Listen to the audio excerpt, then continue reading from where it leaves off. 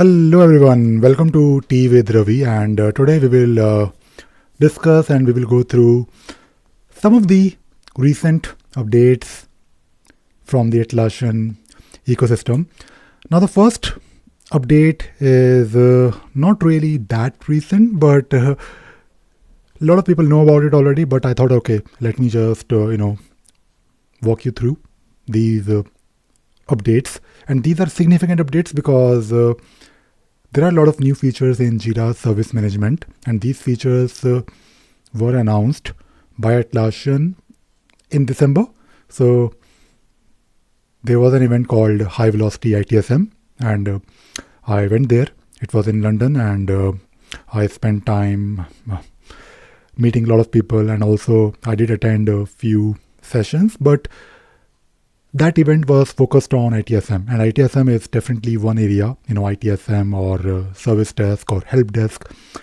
A lot of organizations, they already use Jira service management because it has a lot of benefits as compared to other tools.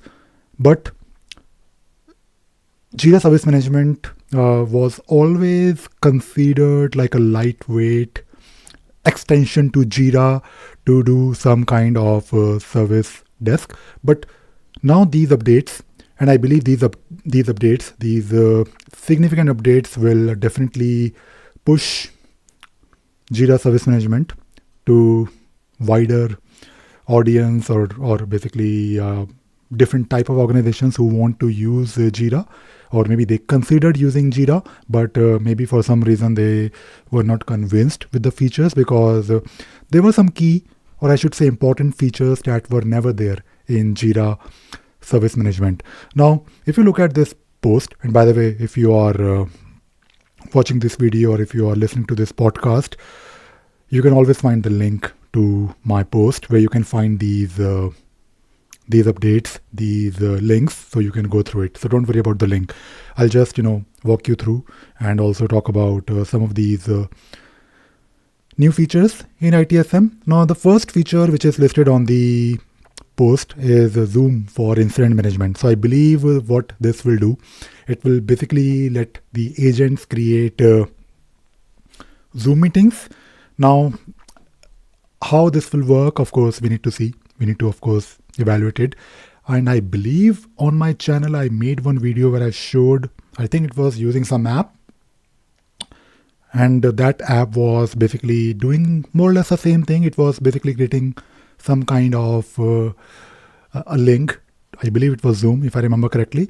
But because I did a lot of ITSM implementations, and I know that when these organizations, they are trying to look for a tool, when they're trying to evaluate Jira, usually they send out this questionnaire with a lot of questions in it. Can Jira Service Management or can Jira Service Desk, it used to be called as Jira Service Desk, can it do this specific thing where they can connect to their customers and they can do remote desktop? So of course, it was never really a thing in Jira. But I believe what this feature will do, it will let the agents create a Zoom invite and they can share it with hopefully their customers, and of course, things are not always straightforward. We need to understand what kind of customers are we talking about. Are we talking about customers within your organization, or are we talking about customers outside your organization? But definitely, if we can do this easily, natively, then it should be good for everyone. Now, the next thing that I can see here in the list is very interesting. It is all about AI-powered virtual agent. Now, long back, like 5 years ago, I did a talk on chat in Jira Service Management, and I did basically try a couple of solutions. I did it actually for a company where they were looking for some kind of a chat-based solution. Now, in Jira Service Desk, or Jira Service Management, there was never really this feature of chat, but there used to be one app that you can install and do chatting.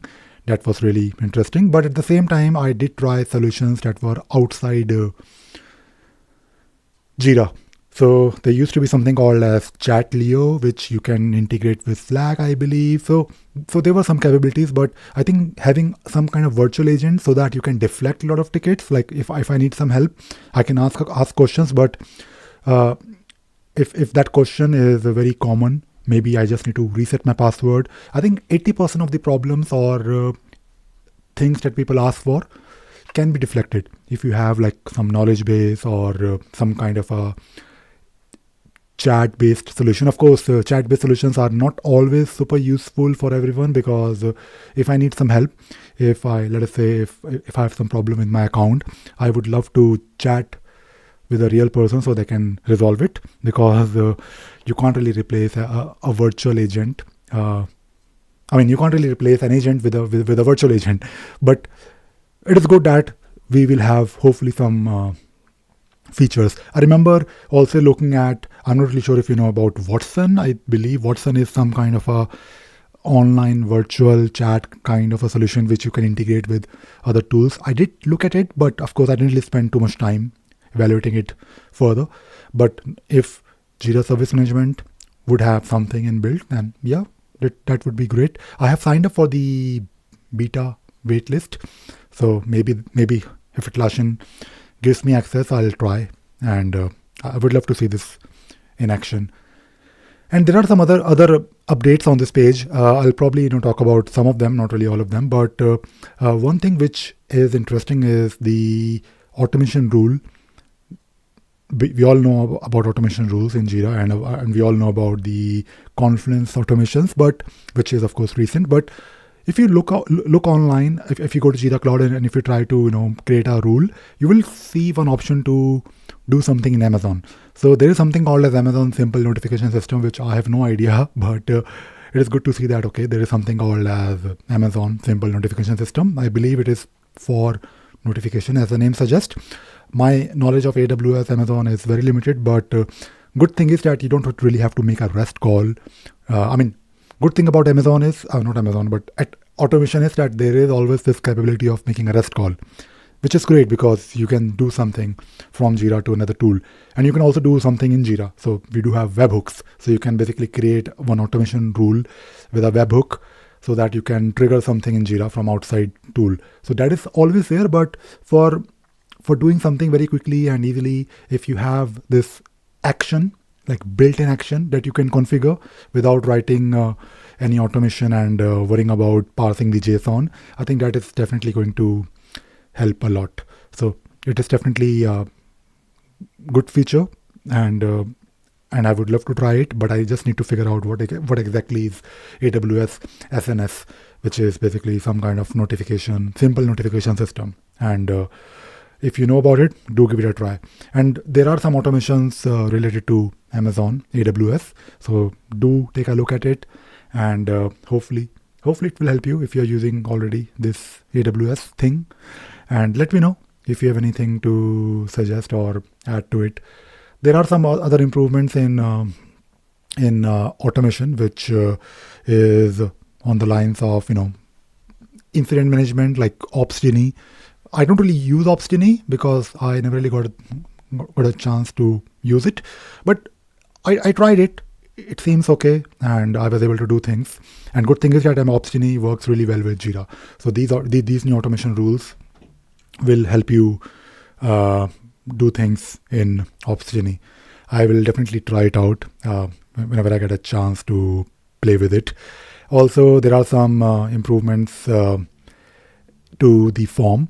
So when you create a form, which I have tried briefly, but I need to play with it a bit more, because in Jira Service Management there is now this option to create a form, like a bit more dynamic form. And I can see here in this post that it will now support labels, affected services, and assets. So this is definitely interesting. I need to basically catch up with these new features. I, of course, don't just want to talk about it. I will also, evaluate it myself and use it, because I use it. I use Jira Service Management, but I'm yet to use or try out these new features. I'm not really sure if I would be using these features straight away, because whenever there are new features, I prefer to wait for some time for these features to settle down, and sometimes these features are rushed by Atlassian. So I rather wait for a stable version, or basically for some more time, so that when I'm totally confident that yes, these features are working, then I will also use it for my customers. The next feature is talking about risk questionnaire templates, so some kind of a questionnaire, I believe, that might help. It is like some form that you can, like some template based form which you can straight away use, and that is it on the page. So this is definitely interesting because we all are using Jira. We all use Jira Service Management, but usually, I mean, this is of course not a complaint, but just a general feedback from everyone. There are not a lot of significant updates from Atlassian when it comes to JSM. I mean, now we have a lot of these updates. I mean, we all know about Jira Work Management. Jira Work Management is totally new, like a lot of new features as compared to Jira Core. I'm sure you know Jira Core or Jira Business, but Jira Work Management definitely is now really good. I like it. I have started using it, and my clients are using it. It works. It is nice. It is easy to use, but Jira Service Management, I believe these features were definitely needed. So good to know about it. And then there are some upcoming events. I know about, of course, Team 2023. I might, most likely I will go to Team 23. That will happen in Las Vegas. And if you're going there to Las Vegas on April 18th to 20th, then try to find me, and I would love to meet you and know more about you. But there is this another event called Ping 23. I don't know what exactly is this, but I'll let you go to this link and try it out. I mean, just look at it. Ping 23 is, I believe, I'm not really sure if it is an Atlassian event, but it is an event. But the event that I'm more interested in is the SITS event, so SITS event, which is an annual event that happens in London. So this year's event will happen on May 10th and 11th. I've been to a couple of SITS events because the company I used to work for, they were heavily into ITSM. So I know this event, it is interesting, and 10th of May is a bit too far, but I will try to be there as well. All right, so this is all about JSM, new features of JSM and events related to JSM.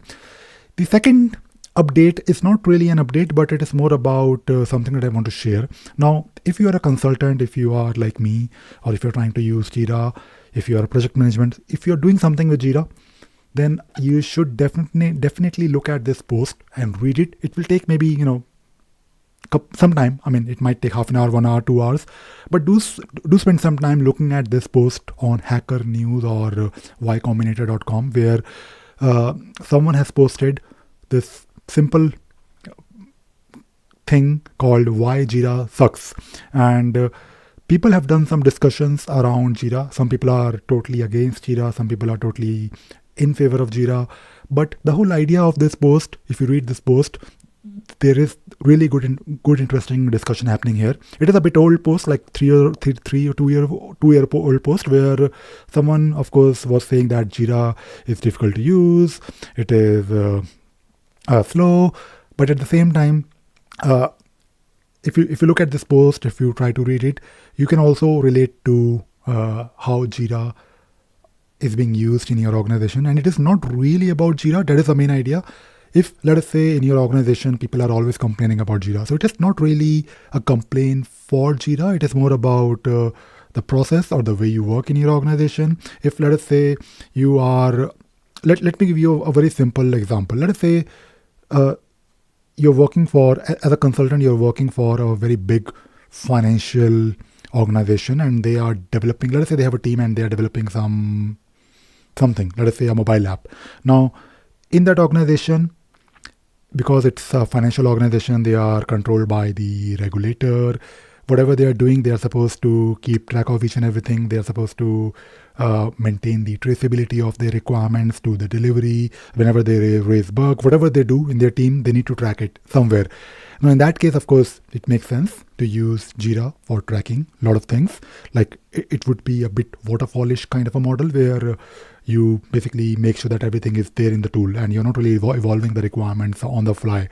But if you are doing the same thing, but maybe for it may not be a big financial organization, but it may be, let us say, some small insurance company, or maybe not even insurance, because insurance is also controlled by these regulatory bodies. But maybe you are working as a consultant for some tech company, and they are doing something which is like maybe they're delivering some app for food delivery, right? Now, of course, in that case, in their case, they are driven by not really the audit and compliance, but they are driven by the speed of work. They are driven by the market pressure.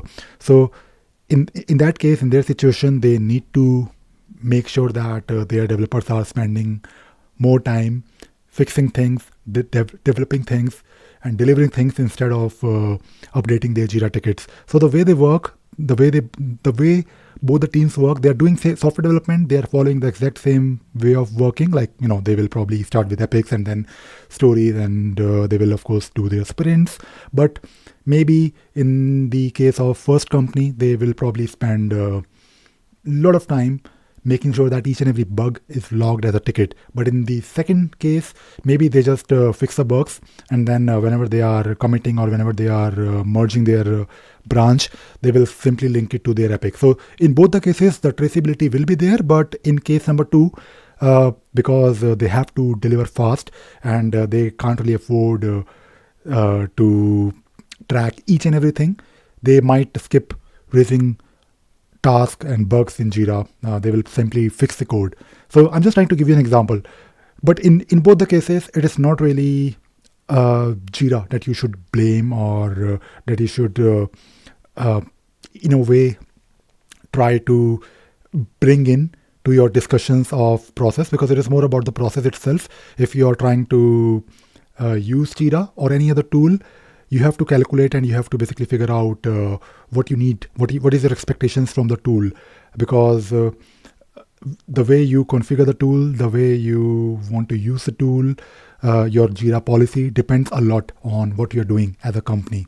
So if you read this post, this is of course just one example, but if you read this post on ycombinator.com, why Jira sucks, I'll give you the link, by the way, don't worry about it. You can learn a lot about these interesting things and use cases. So that is about why Jira sucks. The next thing that I want to talk about is the video of the week. Now, recently I was trying to do some kind of release notes, and I noticed, which I, for some reason, I never really appreciated, but on Jira Cloud, when you create a new release note, when you go to your release page, let us say you're working on stories and epics and you release something, right? Because we also develop apps and we also try to track things in Jira, and it is good to track something in Jira, but at the same time, when you create a release note, your release notes would be useful not only for your internal team, but also for your customers, in case you have a product, in case you have, let us say you have a Jira app. Now, if you use these release notes, you can say to your customers, okay, in version 2.2, we worked on these stories or epics. So I made this video where I showed how you can quickly create these release notes from Jira to Confluence, which you can do easily. There is no special automation. But at the same time, you can also copy these release notes to a Markdown or HTML format, which you can use anywhere, maybe on your website. So this is interesting. Just do give it a try. And if you want to learn how to do it, just watch this video. The last thing that I want to talk about today is about the use cases. Now, I answer a lot of questions on the community, Atlassian community, and of course, I'm a consultant. I work with my clients. I encounter different situations, different ways of working when it comes to Jira, and the way people use Jira is different. It has to be different because you can't really Jira is not really about, okay, these are the workflows, these are the issue types, these are the permission schemes, and use it. You can't really just force anyone to use your configurations. It is not really only a tool thing. It is more about understanding that customers need.